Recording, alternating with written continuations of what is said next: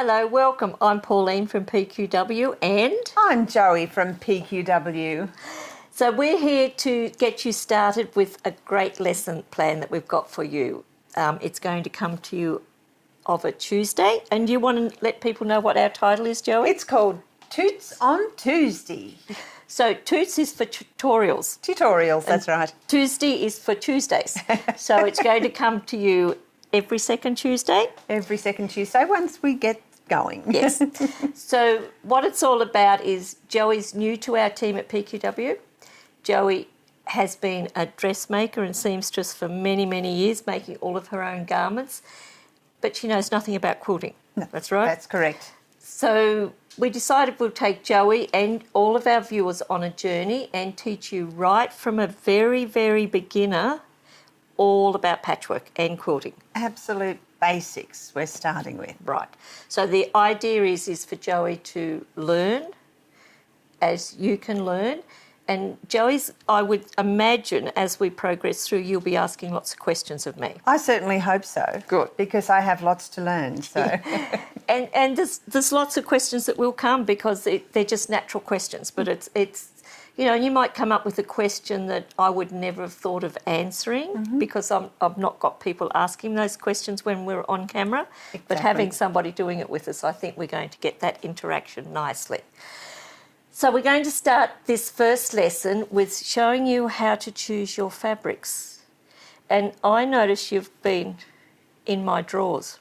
Now, Pauline, I make my own undies. I have certainly not been in yours. I didn't mean that, Joey. I meant my fabric drawers. Like, you know, in our studio we have drawers full of fabric. So Indeed. I can see you've been Just fishing joking. through. I have. So, you know, and which is great. I love the colours. And I see that you've picked a really, really nice fabric So here. this is the first fabric I chose, and I really love it. It's got a lot of different colours in it. And I really love these green tones going into these creams. I don't mind mauve, I'm not a big fan, but the rest of the colours in here are just gorgeous, and I think it comes together nicely. It is a beautiful fabric, and it's beautiful. You know, I bought it a long time ago because I just love the colours. So I'm happy you've picked that colour. But we need to explain to you, I see you've got a lot of other fabrics here. Well, I'm thinking patchwork, you're going to need to have other things with this fabric. So I've chosen some things that I think may go well. Okay. And you've done a great job.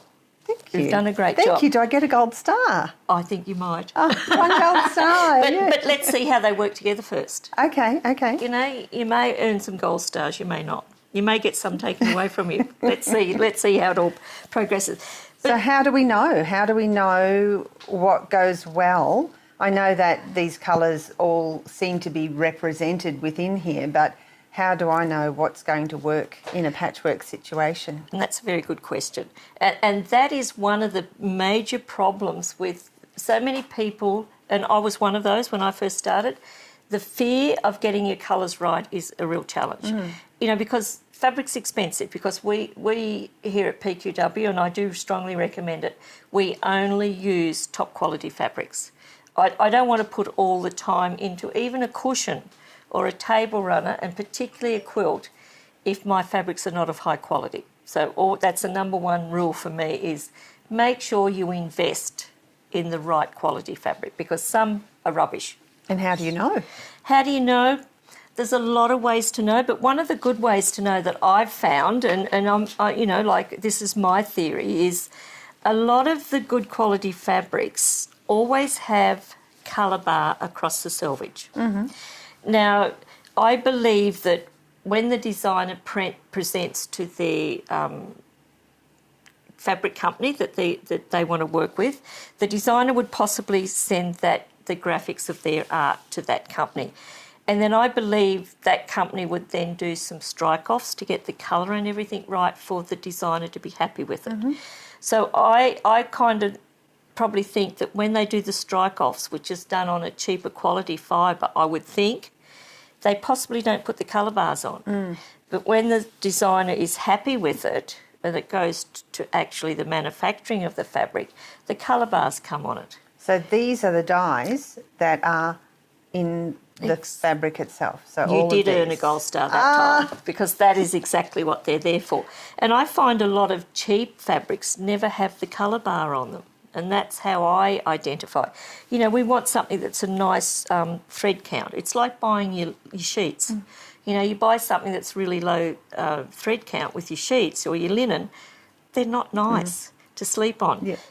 It's like our patchwork fabrics. Buy high quality thread count, because it really does, it works so well for you. 90% of the times the colour won't run. On a cheaper fabrics, the colour runs. On a high quality fabric, your fabric doesn't shrink like a low quality fabric will. So there's a lot of issues in there, but you know, everybody has to work to their budget. Of course. They really do. Important. So it's an individual choice of how much you invest in your fabrics. But talking about the colour bars, it's very, very important, because this is, as you said, these dots are what has been used to build up this print, which is just beautiful. And it's sometimes hard to pick these colours out, because this colour here, for example, blends into a lighter colour at the end there. So both of those colours will be represented in these dots. Exactly. You can see the lighter and you can see the darker. one. And then we go through to the really dark one. So they're all there. As with the lilacs and the mauves, you can see they shade. As with the gold and the cream, they all shade. So that is the best way. If you're a person going into a quilt shop to buy your fabrics, and I do encourage people when they're starting to go to a quilt shop, because you've got to get the touchy feel, you've got to get the love affair going. And it is a love affair with fabrics, as you probably know with the dressmaking. Absolutely. You walk in and you love a fabric and you've got to make that into a garment. Same with patchwork. Pick out your favourite fabric first, like you've picked out this print. I would then suggest you open it out and you look at this colour bar, and then you go around the shelves and you search for the colours that are blending in with this. And you've got a good selection there. So let's go through and look at some that we think may and may not work till we get your selection. Okay. So you get an understanding of how we do this. So can we start with this one? You sure can.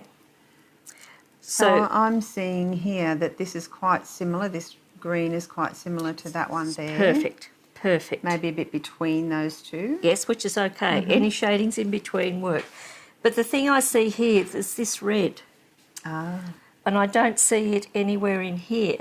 Now, that could really make the design pop. So sometimes you can have a little surprise like that and it makes it pop. So that is a possibility, but not a definite. Okay. So let's sit this over here. Pop him over here. Okay. So next one. So this one's a lighter one. Yes. And I feel like it's very much in this tone here. It's absolutely perfect. You can see it up here. It's perfect. So if I was going to put that in the selection, and if I was going to make a block, like we're going to start you making a block in the next episode, you'll be learning to cut and do all of those things and construct a block. I would love this to look as a background. So that makes all the other colours pop, but we don't yet know because we haven't yet selected the other fabrics. So let's put this one aside. Okay. I like this one because I can really see it's got the gold.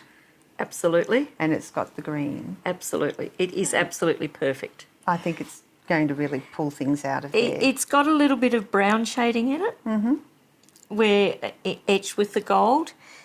That's nowhere in here, but I think it works. So I'd be very happy with that to go in there. So let's put this on this pile here. That one there. So this is a mauve, which... And you're not really into mauves in a big way? No. I don't mind it. It's perfect with this colour, but it's a very strong contrast. And sometimes a strong contrast is what you need to make that block really come alive. So, but if you're not happy with that, let's put it here with this one. So we start to get a selection of likes and maybes. And I'm really not sure about this one because I think it's just too different. It's kind of hinting towards these, but I think it's too strong. Yeah, and it's possibly you're thinking it's not strong because it's a colour you don't like. Maybe. And you may I'm never biased. use that colour in a quilt. I could put that in there quite easy because I could see how it would work. And a lot of the things as we go through this class, I'll give you reasons why I think things like that would work.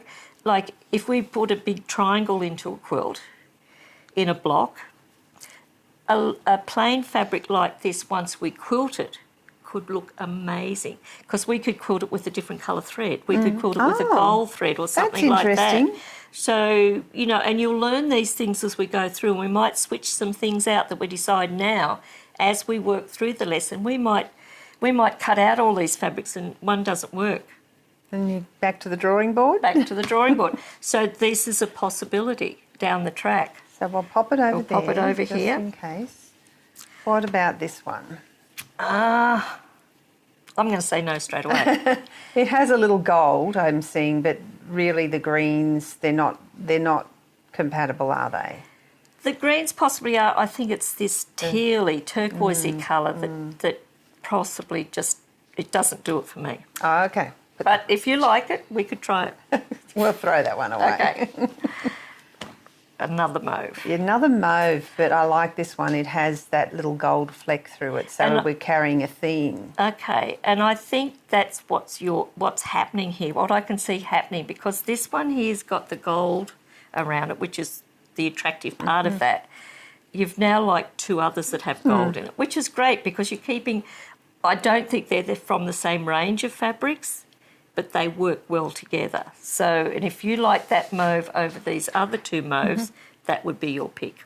So we're getting close to having a... Yeah, well, we want to pick 4 fabrics to start with. So including this one?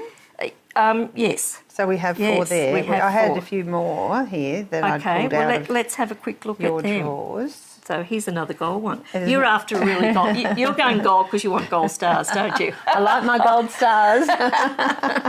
Well, I wonder how many other customers are going to build up gold stars. Do you think they'll learn? I hope so. I hope so. Let's have gold stars. We need to see what you're doing so you can earn some gold stars.